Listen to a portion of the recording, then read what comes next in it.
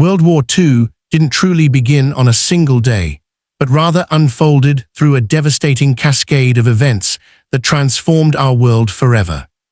When we talk about the eighth day of this global catastrophe, we are looking at September 8, 1939. A moment when the full horror of what had been unleashed was becoming terrifyingly clear to millions across Europe.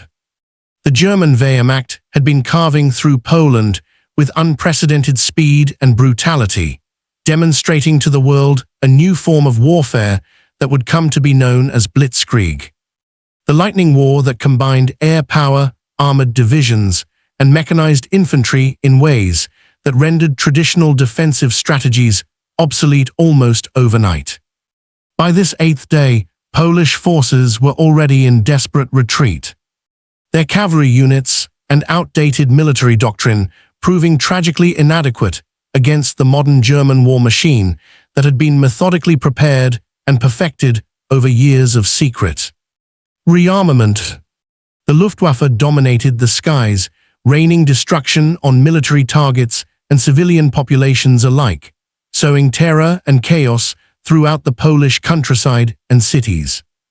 Reports were flooding into London and Paris of atrocities being committed, of civilians being deliberately targeted, of a level of brutality that seemed to confirm the worst fears about Nazi ideology and intentions. The British and French governments, having declared war on Germany just 2 days earlier on September 3rd, were now grappling with the reality that their guarantees to Poland had come too late to prevent the invasion, and their own military preparations were woefully insufficient to provide immediate meaningful assistance. In London, the War Cabinet was meeting in almost continuous session, wrestling with impossible questions about how to respond to this crisis. Prime Minister Neville Chamberlain, whose policy of appeasement had been thoroughly discredited by Hitler's aggression, was now confronted with the consequences of years of underestimating Nazi ambitions and delaying British rearmament. The Royal Air Force was being mobilized, but there was intense debate about whether to launch bombing raids against German targets, with concerns about provoking retaliation against British cities and uncertainty about the effectiveness of strategic bombing. The British Expeditionary Force was being prepared for deployment to France, but it would take weeks before significant numbers of troops could be transporting across the Channel and positioned along the French-German border. Meanwhile, across the Channel in Paris, French military commanders were executing their own mobilization plans, calling up reserves and moving troops toward the Maginot Line. That elaborate system of fortifications that French military planners believed would protect France from German invasion.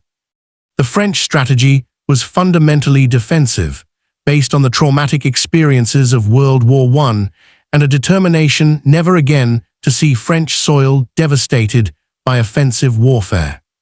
But this defensive mindset meant that France was doing nothing to relieve pressure on Poland, despite having promised to launch an offensive against Germany within 2 weeks of any German attack on Poland. The French army, though numerically impressive on paper, was plagued by outdated doctrine, poor coordination between different branches of service, and a leadership that remained psychologically trapped in the previous war. In Poland itself, the situation was becoming increasingly desperate with each passing hour. The Polish government was already making plans to evacuate Warsaw, recognizing that the capital could not be held against the German onslaught. Polish soldiers were fighting with extraordinary courage and determination, but courage alone could not overcome the massive material and technological advantages that Germany possessed.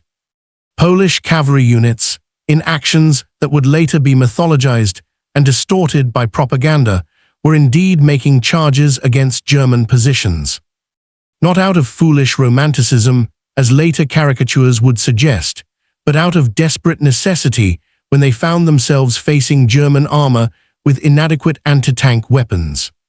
The Polish Air Force, what remained of it after the devastating opening attacks, was still attempting to contest German air superiority, but losses were mounting catastrophically.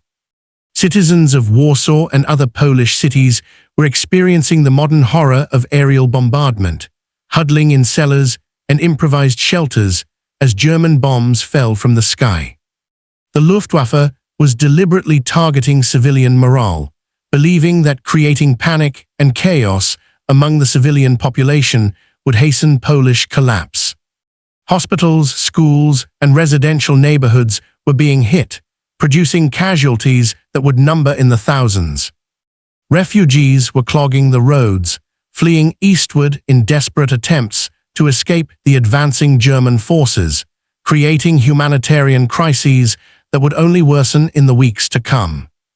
The systematic nature of the German advance, the coordination between different military elements, and the ruthless efficiency of the operation were providing a terrifying preview of what modern industrial warfare would look like. Behind the advancing German military forces, special SS and police units were already beginning to implement the first phases of Nazi racial policy in occupied Polish territories. Jewish communities were being targeted for immediate persecution, with synagogues being burned, prominent Jews being arrested or executed, and entire communities being terrorized. These early actions would escalate over the following months and years into the systematic genocide that would become known as the Holocaust, but even in these first days, the genocidal intentions of Nazi ideology were becoming horrifyingly apparent. Polish intellectuals, political leaders, priests, and teachers were also being marked for elimination as part of a deliberate strategy to decapitate Polish society and make the Polish nation easier to dominate and eventually absorb into the German Reich. The Soviet Union was watching these developments with intense interest from the East. Stalin had signed the Nazi-Soviet pact with Hitler just days before the invasion began. A cynical agreement that included secret protocols dividing Eastern Europe into German and Soviet spheres of influence. The Soviet dictator was biding his time, waiting to see how the German campaign progressed before making his own move against Poland. Soviet forces were already being quietly mobilized and positioned along the Soviet-Polish border, preparing for the moment when Stalin would order them to invade from the east, delivering the final blow to Polish independence. This impending Soviet betrayal remained unknown to the Western Allies, who still hoped that the Soviet Union might eventually join the anti-Nazi coalition. In the United States, President Franklin Roosevelt and the American government were watching the European crisis with growing alarm but maintaining official neutrality.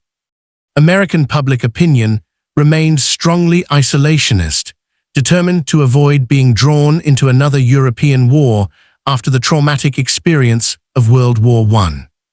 Roosevelt personally sympathized with Britain and France and understood that Nazi Germany represented a fundamental threat to democratic values and international stability. But he was constrained by domestic political realities and neutrality legislation that prevented direct American assistance to the Allied powers. The president was already beginning to consider how he might gradually shift American policy to support the Allies without formally entering the war.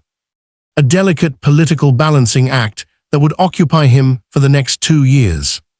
Across the globe, from Tokyo to Rome, from Cape Town to Buenos Aires, people were absorbing the news of war in Europe with a mixture of shock, fear, and uncertainty about what it would mean for their own nations and futures.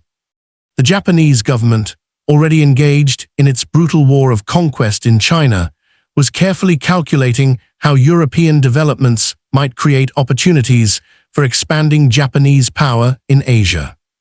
Mussolini in Italy, Hitler's fascist ally, was for the moment remaining neutral.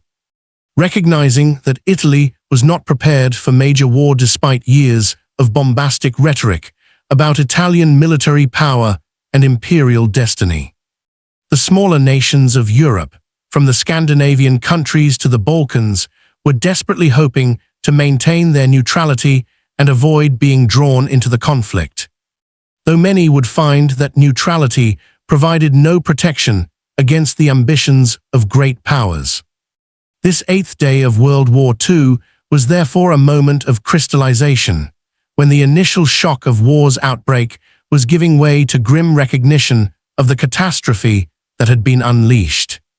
When the weaknesses of the Allied response were becoming apparent, when the effectiveness of German military methods was being demonstrated with terrible clarity, and when the true nature of Nazi ideology was beginning to reveal itself through actions in occupied Poland. The events of this single day were part of a larger pattern that would unfold over nearly 6 years of global conflict, claiming tens of millions of lives, destroying countless cities, toppling empires, and fundamentally reshaping the political and moral landscape of human civilization. The choices made and not made on this day, and in these early weeks of the war, would reverberate through history, establishing patterns of action and inaction that would have profound consequences for how the war developed and ultimately concluded.